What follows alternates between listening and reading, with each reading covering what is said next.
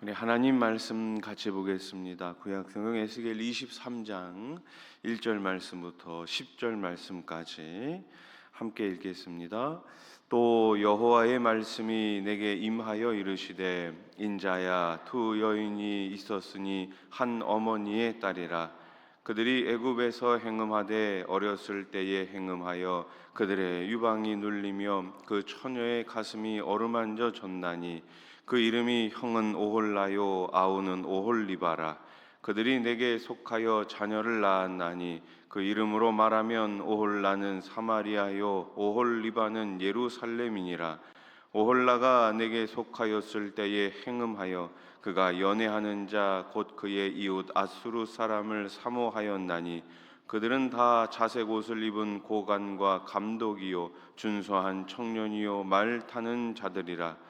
그가 아수르 사람들 가운데에 잘생긴 그 모든 자들과 행음하고 누구를 연애하든지 그들의 모든 우상으로 자신을 더럽혔으며, 그가 젊었을 때에 애굽 사람과 동침하며 그 처녀의 가슴이 어루만져졌으며 그의 몸에 음란을 쏟음을 당한 바 되었더니 그가 그때부터 행음함을 맞이 아니하였느니라. 그러므로 내가 그를 그의 정든 자 곧 그가 연애하는 아수르 사람의 손에 넘겼더니 그들이 그의 하체를 드러내고 그의 자녀를 빼앗으며 칼로 그를 죽여 여인들에게 이야깃거리가 되게 하였나니 이는 그들이 그에게 심판을 행함이니라. 아멘. 성경에서 하나님과 이스라엘의 관계를 부부 관계로 묘사할 때가 종종 있습니다.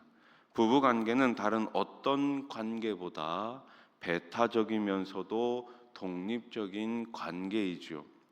따라서 배우자 외에 다른 사람과 미래를 즐기는 것은 결코 용납될 수 없습니다. 한 남자와 한 여자가 만나 결혼하고 가정을 이루는 것이 바로 하나님 나라의 법이고 성경의 진리입니다.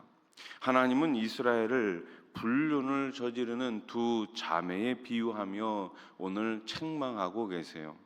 하나님은 북이스라엘의 수도 사마리아와 남유다의 수도 예루살렘을 오홀라와 오홀리바라는 자매에 비유하십니다. 2절 말씀을 다시 보세요. 인자야, 두 여인이 있었으니 한 어머니의 딸이라. 아멘. 이 자매는 본래 하나님께 속해 있었고 하나님과 언약 관계를 맺은 특별한 존재였어요. 그럼에도 불구하고 그들은 어린 시절부터 음행을 저질렀습니다. 거룩하고 특별한 신분을 가졌다면 그에 상하는 순결한 성품을 지녀야 함에도 불구하고 그러지 못했던 것이죠. 우리도 성도라는 구별된 자라는 거룩한 이름을 가지고 있으니 그에 부끄럽지 않은 거룩한 행실을 해야 할 줄로 믿습니다. 이름이 중요한 것은 맞지만 그 이름에 걸맞은 삶을 사는 것은 훨씬 더 중요한 것이 아니겠습니까? 하나님은 먼저 언니인 오홀라, 즉 사마리아의 음행에 대해 고발합니다. 5절 말씀을 보세요. 오홀라가 내게 속하였을 때에 행음하여 그가 연애하는 자 곧 그의 이웃 아수르 사람을 사모하였더니. 아멘. 오홀라는 하나님 대신에 아수르를 사랑하여 불륜을 저질렀고 결국 자신이 사랑한 아수르에 짓밟히고 죽임을 당합니다. 참 아이러니하죠? 자신이 사랑한 아수르였어요. 근데 오히려 아수르에 의해 짓밟히고 멸망을 당한 북이스라엘의 모습입니다. 자신이 사랑하고 의지했던 존재가 결국 자신을 죽이는 아이러니한 결과를 맞이한 거예요. 이는 죄가 인간에게 끼치는 해악을 그대로 보여주고 있습니다. 우리는 잘못된 삶, 잘못된 죄악을, 쾌락을 따라갑니다. 그런데 그 죄 때문에, 그 쾌락 때문에 오히려 내가 망하게 되는 거예요. 만약 우리가 거룩한 삶 대신 쾌락적 세속의 마음을 뺏긴다면 우리도 같은 결과를 맞이할 수밖에 없습니다. 동생 오홀리바는 언니 오홀라가 행한 행음과 비참한 최후를 보았습니다. 그럼 어떻게 해야 됩니까? 그 잘못된 길을 가면 안 되는 거죠. 아, 언니처럼 살면 안 되겠구나. 그렇게 판단하고 그렇게 생각해야 되는 것이 아니겠습니까? 그런데 오히려 더 큰 음욕을 품고 더 심한 불륜을 저지릅니다. 예루살렘은 사마리아의 길을 따랐을 뿐만 아니라 더욱 노골적으로 우상 숭배를 일삼았어요. 죄악으로 눈이 어두워지면 이처럼 비참한 결과를 보고서도 깨닫지 못합니다.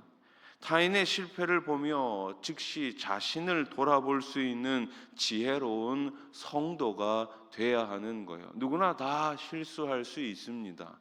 누구나 다 잘못된 선택을 할 수 있습니다. 그러나 그것이 만약 잘못된 것이 분명하다면 다시는 그 길로 가면 안 되는 것이죠.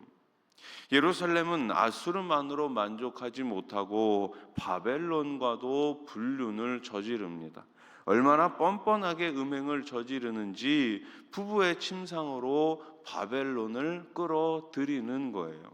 이는 하나님을 예배하는 성전 안에 온갖 우상이 가득했던 상태를 비유한 것입니다. 하나님의 분노와 배신감을 짐작할 수 있는 대목이죠.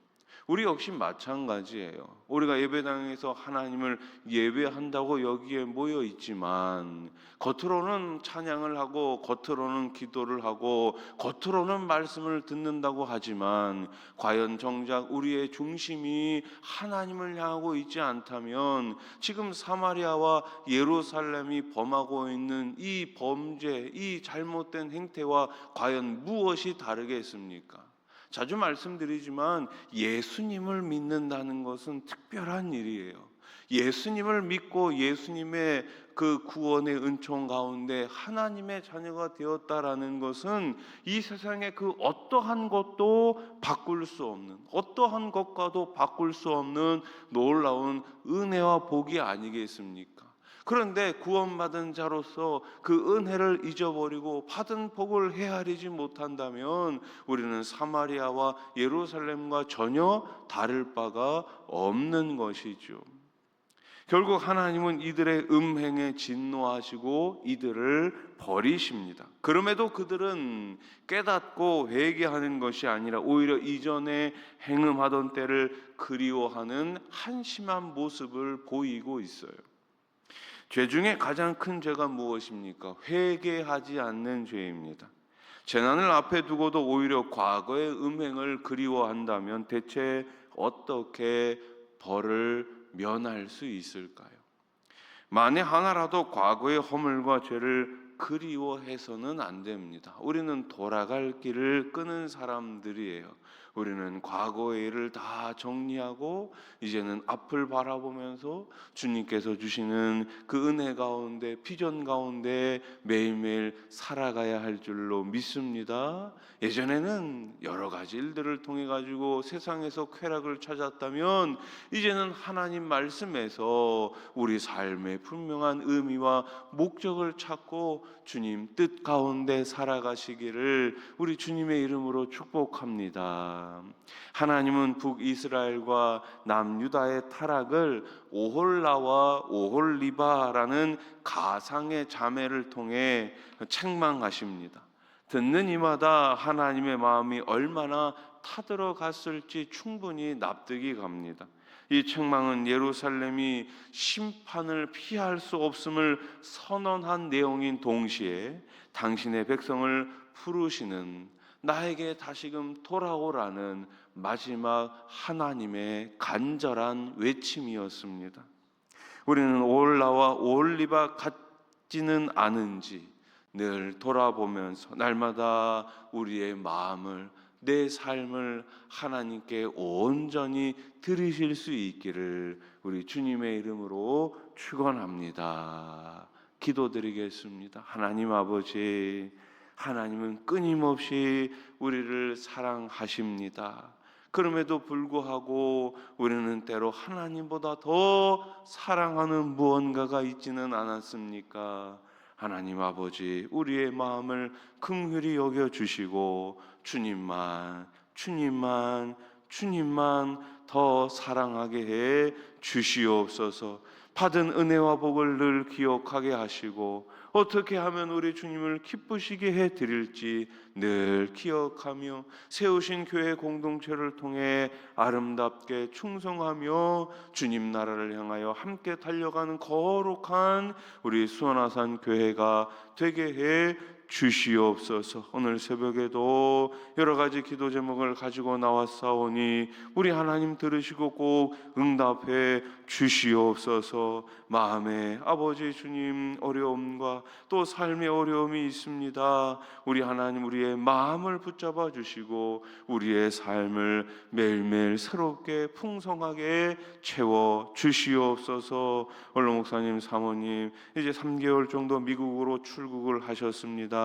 하나님께서 영육간에 강건하게 하시고 주님 주신 사명 잘 감당하실 수 있도록 늘 능력으로 성령으로 토하여 주시옵소서. 우리 수원아산 교회 주님 다시 오실 때까지 복음으로 사람을 살리고 키우고 고치는 공동체가 되게 하시고 세워주신 중직자들마다 일꾼마다 하나님께서 주시는 놀라운 은혜를 통해서 끝까지 사명 감당케 해 주시옵소서. 하나님 아버지 이제 하반기가 또 시작이 됩니다. 셀 모임과 또 양육과 훈련이 시작이 됩니다. 여러 가지 또 교회 행사들이 있습니다. 우리 하나님께서 하반기도 풍성한 은혜 가운데 잘 달려갈 수 있도록 우리 모든 성도들 한마음이 되게 해 주시옵소서. 예수님의 이름으로 기도드립니다. 아멘.